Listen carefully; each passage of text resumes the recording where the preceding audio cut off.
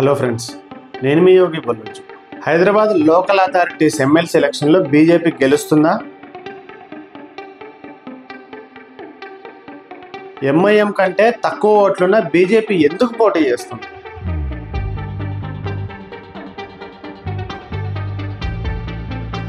స్టేట్లో రూలింగ్లో ఉన్న కాంగ్రెస్ పార్టీ ఎందుకు పోటీ చేయట్లేదు?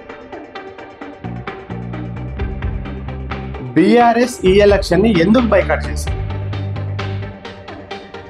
అసలు ఈ ఎలక్షన్ లో బీజేపీ వ్యూహం ఏంటో తెలియాలంటే ఈ వీడియోను లాస్ట్ వరకు చూడండి. ఫస్ట్ అయితే నా వీడియోని లైక్ చేయండి, నా ఛానల్ ని సబ్స్క్రైబ్ చేయండి. తెలంగాణలో బీజేపీ రోజు రోజుకి బలం పెంచుకుంటూ పోతుంది. ఇప్పటికే 8 మంది ఎమ్మెల్యేలు, 8 మంది ఎంపీలు, 3 ఎమ్మెల్సీ తోటి దూసుకుపోతుంది. అయితే ఇప్పుడు హైదరాబాద్ స్థానిక సంస్థల ఎమ్మెల్సీ కూడా గెలవాలనే వ్యూహంతో అభ్యర్థిని నిలబెట్టింది. ఎంఐఎం పార్టీ రియాజ్ ని ఎమ్మెల్సీ అభ్యర్థిగా పోటీలో నిలిపితే బీజేపీ ఎన్ గౌతమ్ రావుని రంగంలో దింపింది.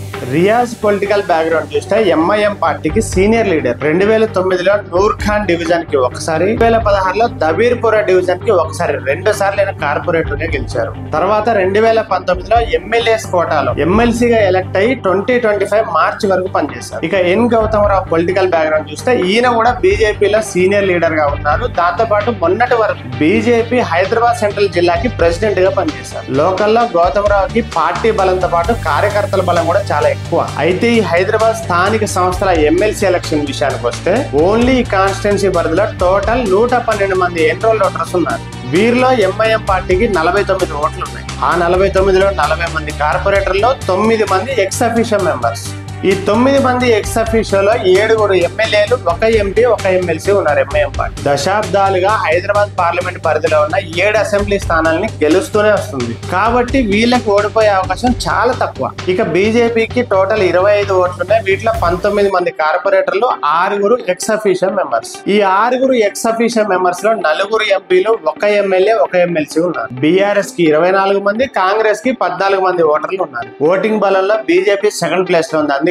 ఎంఐఎం తో పోటీ అంటే సై అంటుంది. మన స్టేట్ లో రూలింగ్ లో బీఆర్ఎస్ పార్టీ ఉన్న, కాంగ్రెస్ పార్టీ ఉన్న, అపీస్మెంట్ పాలిటిక్స్ లో భాగంగా ఎంఐఎం చేతిలో కీలుబొమ్మ అవుతుంది. అందుకే ఇప్పుడు జరుగుతున్న ఎమ్మెల్సీ ఎలక్షన్స్ లో ఈ 2 పార్టీలు అసలు పోటీలోనే లేవు. ఎంఐఎం ను గెలిపించాలంటే వీళ్ళు పక్కకు ఉండాల్సిందే కదా. తెలంగాణలో బీఆర్ఎస్ అధికారంలో ఉన్న 10 ఏళ్ళు గవర్నమెంట్ స్టీరింగ్ ఎంఐఎం చేతిలో పెట్టారనేది జగమెరిగిన సత్యం. దీని గురించి మాట్లాడుకోవాల్సిన పనే లేదు. 2023 అసెంబ్లీ ఎలక్షన్స్ లో బీఆర్ఎస్ ని ఓడించి అధికారంలోకి వచ్చిన కాంగ్రెస్ కూడా ఎంఐఎం కంట్రోల్ గెలిపింది. దీంట్లో కూడా ఏ మాత్రం డౌట్ లేదు. అందుకే ఈ ఎలక్షన్ లో ఎంఐఎం ని గెలిపించడానికి కాంగ్రెస్ ఇంటర్నల్ సపోర్ట్ చేస్తుంది. మీరు చూస్తూ ఉండండి, రేపు ఎలక్షన్ లో కూడా కాంగ్రెస్ కున్న 14 మంది ఓటర్లు ఎంఐఎం కోటేస్తారు. ఇక బీఆర్ఎస్ విషయానికి వస్తే ఈ ఎలక్షన్ ని బైకాట్ చేస్తున్నామని BRS party working president KTR announce చేశారు. ఆయన పార్టీకి సంబంధించిన 24 మంది ఓటర్లను ఎలక్షన్ లో పార్టిసిపేట్ చేయొద్దని విప్ జారీ చేస్తా అన్నాడు. విప్ అతిక్రమిస్తే పార్టీ నుండి సస్పెండ్ చేస్తానని వార్నింగ్ ఇచ్చారు. అసలు డెమోక్రసీలో ఎలక్షన్సే కదా మెయిన్ రోల్ ప్లే చేసేది. అలాంటి డెమోక్రటిక్ పాలిటిక్స్ లో ఒక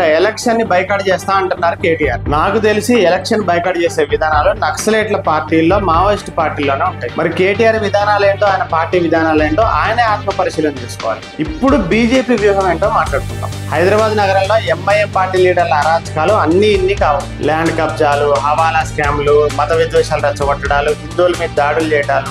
ఇప్పటికే పాత బస్తీలో చాలా మంది హిందువులు ప్రాణభయంతో అక్కడ ఇల్లు వదిలేసి ఎక్కడికో వెళ్ళిపోయారు. ఇట్లా చెప్పుకుంటూ పోతే వీళ్ళ ఆగడాలు ఎన్నో ఉన్నాయి. ఎంఐఎం అరాచకాలు బలైన వాళ్ళలో కార్పొరేటర్లు ఉన్నారు, ప్రజాప్రతినిధులు కూడా ఉన్నారు. ఈ కార్పొరేటర్లు, ప్రజాప్రతినిధులు చాలా మంది బీఆర్ఎస్, కాంగ్రెస్ వాళ్ళు కూడా ఉన్నారు. అందుకే ఈ బీఆర్ఎస్ పార్టీ కార్పొరేటర్లు, కాంగ్రెస్ పార్టీ కార్పొరేటర్లు ఈ ఎమ్మెల్సీ ఎలక్షన్ పార్టిసిపేట్ చేస్తే క్రాస్ ఓటింగ్ జరిగి బీజేపీ ఎక్కడ గెలుస్తుందని వాళ్ళ భయం. వాళ్ళ పార్టీ నుంచి గెలిచిన కార్పొరేటర్లు, ప్రజాప్రతినిధులు ఎంఐఎం చేతిలో ఎన్ని అరాచకాలకి గురైనా వాళ్ళకి బాధ లేదు. వాళ్ళకి కావాల్సింది ఎంఐఎం ని గెలిపించడం. అందుకే కాంగ్రెస్ ఎలక్షన్ కి దూరంగా ఉంది, బీఆర్ఎస్ ఏమో ఎలక్షన్ ని బైకాట్ చేసి. ఇది వీళ్ళ నిజ స్వరూపం. ఈ నిజ స్వరూపాన్ని బయటపెట్టడానికి కూడా బీజేపీ పోటీ చేయడం వ్యూహంలో ఒక భాగం. ఇక బీజేపీ అసలు పోటీలో ఎందుకు ఉందంటే, ఎంఐఎం అరాచకాలను, ఆకృత్యాలను ఎండగట్టాలంటే సరైన ప్రత్యామ్నాయం బీజేపీ అని ప్రజలకు తెలియాలి కదా.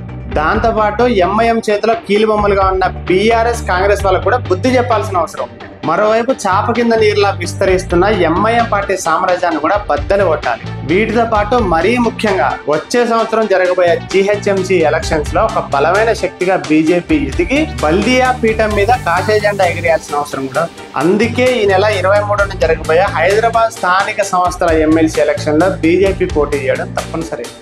ఒకప్పుడు కొన్ని డివిజన్లకే పరిమితంగా ఉండే ఎంఐఎం ఇప్పుడు 7 అసెంబ్లీ స్థానాల్ని, ఒక ఎంపీ స్థానాన్ని, ఒక ఎమ్మెల్సీ స్థానాన్ని చేజిక్కించుకొని ఒకవైపు హైదరాబాద్ నగరాన్ని, మరోవైపు రూలింగ్ గవర్నమెంట్ ని కన్ను సైగతో కంట్రోల్ చేస్తుంది ఎంఐఎం. ఇలాంటి రజాకార స్టైల్ పాలిటిక్స్ ని దెబ్బకొట్టాలంటే జాతీయవాద భావాలు కలిగిన బీజేపీకే సాధ్యం. అందుకే 2028 అసెంబ్లీ ఎలక్షన్స్ లో తెలంగాణలో ఎట్లైనా అధికారాన్ని చేజిక్కించుకోవడానికి బీజేపీ ప్రయత్నాలు చేస్తాం. ఈ ప్రయత్నంలో భాగంగానే రాష్ట్రంలో జరిగే ప్రతి ఎలక్షన్ లో ఏ ఒక్క స్థానం వదలకుండా పోటీ చేస్తామని BJP state president Kishan Reddy ప్రకటించారు. వరుస విజయాలతో దూసుకుపోతున్న తెలంగాణ బీజేపీ హైదరాబాద్ స్థానిక సంస్థల ఎమ్మెల్సీ స్థానంలో కూడా గెలుస్తామని కాన్ఫిడెంట్ గా ఉంది. అందులో భాగంగానే బీజేపీ అభ్యర్థి ఎన్ గౌతమ్ రావు పార్టీలకు అతీతంగా ప్రతి కార్పొరేటర్ ని తనకి ఓటేయమని కోరుతున్నారు. భాగ్యనగరంలో ఎంఐఎం ని ఢీ కొట్టడంతో పాటు రాష్ట్రంలో ప్రత్యామ్నాయం బీజేపీనే అన్న వాదన ప్రజల్లోకి బలంగా తీసుకెళ్లాలనే ఉద్దేశంతో స్ట్రాటజీతో బీజేపీ ముందుకు పోతుంది. అది జరగాలంటే ముందు ఎమ్మెల్సీ గెలవాలని, ఆ గెలుపు హవాతో జీహెచ్ఎంసీ మీద కాషాయ జెండా ఎగరవేయడం సాధ్యమవుతుంది అనేది బీజేపీ నేతల అంచనా. మరి చూద్దాం ఏం జరుగుతుందో. ఫ్రెండ్స్, నా వీడియో మీకు నచ్చితే లైక్ చేయండి, కామెంట్ చేయండి, షేర్ చేయండి, నా ఛానల్ ని సబ్స్క్రైబ్ చేయండి.